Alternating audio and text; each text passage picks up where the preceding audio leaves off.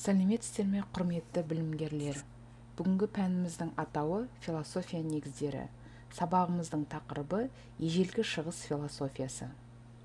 Сіздермен болатын оқытушы Ильяс Жансүгіров колледжінің оқытушысы Тергеусизова Сауле Мұратовна. Бүгінгі сабағымыздың жоспары 4 сұрақтан тұрады. Біріншісі, ежелгі шығыс философиясының пайда болуы, ежелгі үнді философиясы, ежелгі Қытай философиясы, ежелгі мұсылман философиясы. Ежелгі шығыс философиясы.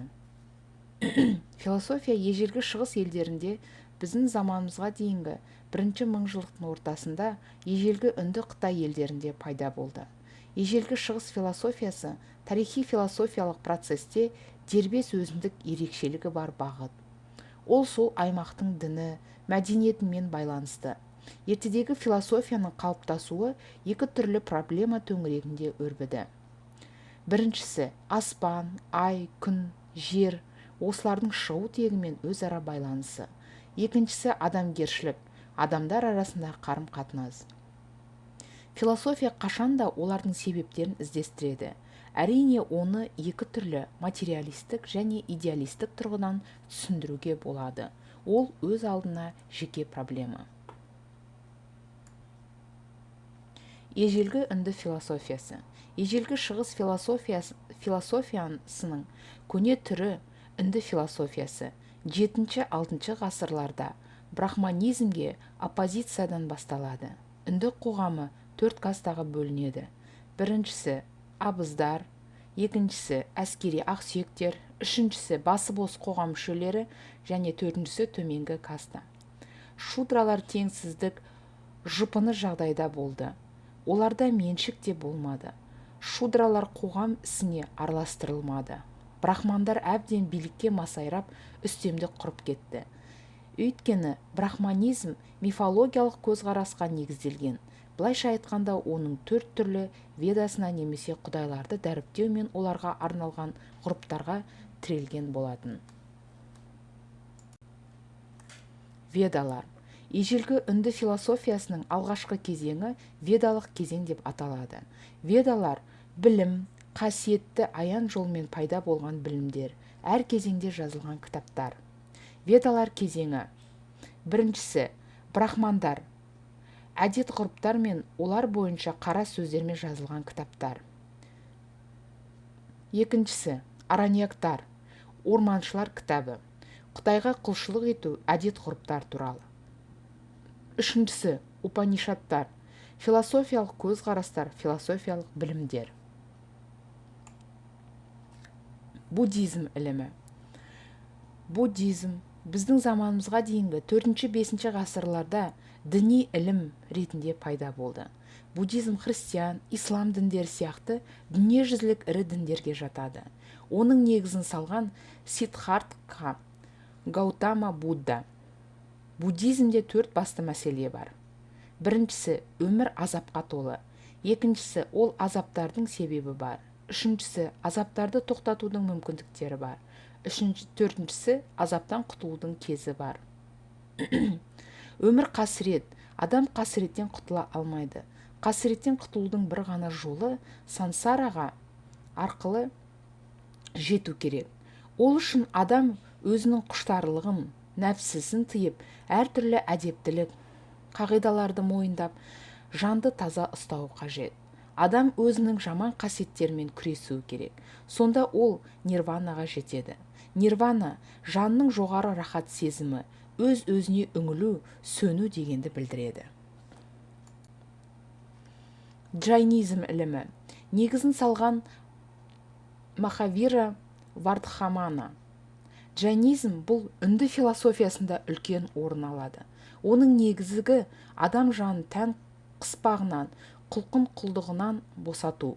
Джайнизм материяны жансыз дүние затына жатқызады. Әрбір зат субстанция ретінде қаралады. Оған материядан басқа кеңістік, уақыт, қозғалыс, тыныштық кіреді. Ал жанның басты белгісі джайнизм бойынша сана. Джайнизмнің басты мақсаты адамның тіршілік мәселелері, негізгі мазмұны этика, адамның түрлі құштарлықтан азат етілуі. Джайнизмнің басты принципі ахимса, яғни ешбір тірі тіршілік иесі зиян келтірмеу.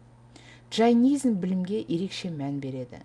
Білім өз құмарлығын жеңген және оған басқаларды үйрете алатын рухани ұстаздар арқылы беріледі. Сондай-ақ білім тек ұстазды тыңдау ғана емес, өзін-өзі танып білу, мінез-құлық пен іс-әрекетті қалыптастыру болып табылады. Ежелгі Қытай философиясы. Ежелгі Қытай философиясы әлеуметтік, этикалық және саяси бағыттылықта дамыды. Ежелгі ицизм түпнұсқасында дүние 5 элементтен жер, су, от, ағаш, металдан тұрады. Конфуцийшілдік мектеп. Ертедегі Қытай философиясында конфуцийлік бағыт басты роль атқарды. Оның негізін салған нақты адам Конфуций. Ертедегі Қытай мәдениетінің дамуында оның атқарған рөлі ерекше.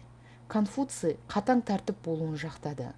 Өз өмір тіршілігінде Конфуций 4 принципті қатаң ұстады. Біріншісі, бос қиялға салынбау. Екіншісі, мен білемін дегендіктен аулақ болу. Үшіншісі, қасарыстық көрсетпеу. Төртіншісі, өзінің жеке басы жайлы ойламау. Ол бірнеше кітаптар құрастырды. Өлеңдер кітабы, көктем және күз жылнамасы, сұхбат және пікір айту және тағы басқалар. Конфуцийдің ұлы ұғыну кітабы 75 қатардан тұрады. Оған 1546 жылы түсіндірме жазылған. Мақсат императордың билігін заңдастыру еді. Оның ұстаған жолы әділеттік табиғатты сүю, әдет-ғұрыпты сақтап сыйлау. Конфуций біздің заманымызға дейінгі 551-479 жылдары өмір сүрген. Даоизм мектебі. Қытай философиясы дао деген ұғымды түсіндіруден басталады. Дао барлық заттың түп негізі және бірлігі. Барлық заттар мен құбылыстар өсіп, дамып, жетіліп қайтадан даоға айналады. Дао ілімінің негізін салған Лао Цзы, біздің эрамызға дейінгі 6 ғасыр. Лао Цзы өзінің Дао және Дао деген кітабында дүниенің пайда болу адам айтуы бойынша дүниедегі барлық заттар мен құбылыстар тіршілік иелері өздерінің табиғи жолмен өмір сүреді. Оларды Дао басқарады. Дао субстанция ретінде көзге көрінбейді. Дао дүниенің пайда болуын былай түсіндіреді. Ол ин, оң және ян теріс бөлшек. Олардан аспан мен жер пайда болады. Аспан және жер өз кезегінде ци деген бөлшек шығарады. Даоцизм қарама-қарсы құбылыстардың бір-бірімен қатар бірлікте өмір сүруін үйлесімдік деп қарастырады. Лао Цзы біздің эрамызға дейінгі 6 ғасыр. Ежелгі мұсылман философиясы. Орта Азия мен Қазақстан жері 8 ғасырдан бастап араб халифатының құрамына кіріп, онда өмір сүретін халықтар ислам дінін қабылдай бастады. Сол кезден бастап түркі халықтарының 100 мыңдаған томдық рухани мұрасымен жылдан астам уақыт бойы араб әрпімен жазылды. Әл-Фараби мен Абу Райхан Бируни Ибн Санамен бірге шығыстағы Қытай өрлеудің философиялық көзқарасын қалыптастырып, оның идеологиялық негізін қалады. Шіркеу догмасы мен сословиелік құрылымға оппозициядағы осы идеологияның негізін қалаған, олардың философиялық көзқарастары мен мистік күпірлік ойлар әлеуметтік бір бағытта дамыды. Олай дейтініміз, Чалоян армянский ренессанс деген еңбегінде шығыс мәдениеті өз кезегінде одан кейін жаңа әлеуметтік экономикалық қатынастар жағдайында пайда болған мәдениеттің жаңа сатысын қалыптастыруға дайын батыстың Қытай өрлеуінің ізашары болды. Шығыстың жетістіктері батыс әлеміне таяу, шығыс халықтары мен елдері және Византия Кавказ өркениеті арқылы берілгені тарихи дәлелденген. Сондықтан феодалдық қоғамнан буржуазиялық қоғамға өту мәселесін зерттегенде оған шығыстың әсері болмады деп, оның рөлін ескермеу дұрыс емес. Осындай өзгерістің алғышарттары шығыс болды деп дәлелденген. Сонымен қатар Әл-Фараби мен Ибн Синаның еңбектерінде. Абу Насыр Әл-Фараби 870-950 жылдар. Ибн Сина 980 және 1037 жыл аралығында өмір сүрген. Ибн Сина 980 жылы 16 тамызда Бұхара маңындағы Афшана ауылында дүниеге келген. Оның өзі жазған және оның шәкірті Джурджани жалғастырған өмірбаяны сақталған.